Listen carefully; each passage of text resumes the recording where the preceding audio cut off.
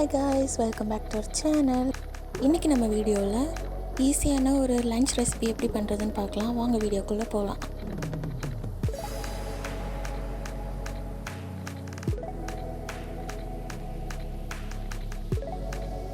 முதல்ல அதுக்கு நம்ம ஒரு பேன் எடுத்துக்கலாம். அதில் தேவையான அளவு ஆயில் ஊற்றிக்கலாம்.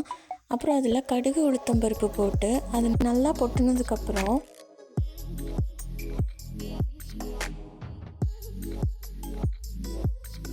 கொஞ்சம் கருவேப்பிலை ஆட் பண்ணிக்கோங்க. அதை நல்லா மிக்ஸ் பண்ணிக்கோங்க. தென் அது கூடவே இஞ்சி பூண்டு நறுக்கி வச்சதை போட்டுக்கோங்க. அது நல்லா ப்ரௌனிஷ் ஆகுத வரைக்கும் நல்லா வதக்கி விட்டுக்கோங்க. தென் நம்ம க்ரீன் சில்லி ஆட் பண்ணிக்கலாம். அதுவும் நல்லா ப்ரௌன் கலர் ஆகிற வரைக்கும் மிக்ஸ் பண்ணிக்கலாம். தென் அது கூடவே கொஞ்சம் சாப் பண்ண ஆனியன் போட்டுக்கலாம். அதுவும் கொஞ்சம் ப்ரௌன் ஆகிற வரைக்கும் நல்லா மிக்ஸ் பண்ணிக்கலாம்.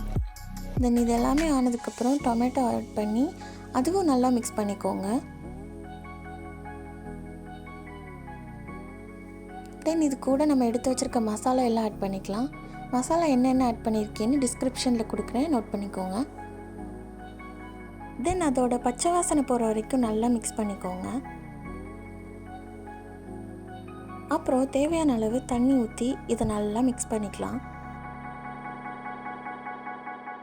அப்புறம் அதை நல்லா மிக்ஸ் பண்ணி ஒரு 5 மினிட்ஸ் குக் பண்ண விட்டுருங்க. அப்புறம் அது நல்லா குக் ஆனதுக்கப்புறம் உங்களுக்கு எத்தனை முட்டை தேவைப்படுதோ அத்தனை முட்டையை உடச்சி ஊற்றிக்கலாம். எனக்கு இங்கே 1 தேவைப்பட்டனால 1 போட்டிருக்கேன். அப்புறம் இதை நல்லா மிக்ஸ் பண்ணிங்கன்னா இந்த மாதிரி ஒரு கிரேவி மாதிரி நமக்கு கிடைக்கும்.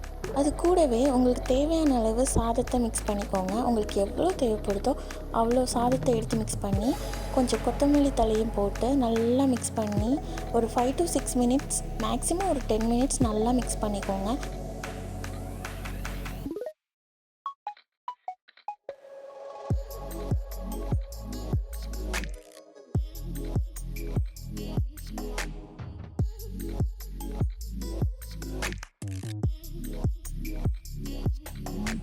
ஸோ இதை நம்ம நல்லா மிக்ஸ் பண்ணியாச்சு. இதை நம்ம பிளேட்க்கு கன்வெர்ட் பண்ணிக்கலாம். ஸோ காய்ஸ், அவ்வளோதான், நம்மளோட டிஷ் ரெடி ஆயிடுச்சு. இதை நீங்களும் வீட்டில் ட்ரை பண்ணி பார்த்துட்டு எப்படி இருக்குன்னு மறக்காமல் கமெண்ட்டில் சொல்லுங்கள். தேங்க்யூ ஃபார் வாட்சிங். மறக்காமல் நம்ம சேனலை சப்ஸ்கிரைப் பண்ணிக்கோங்க. பாய்.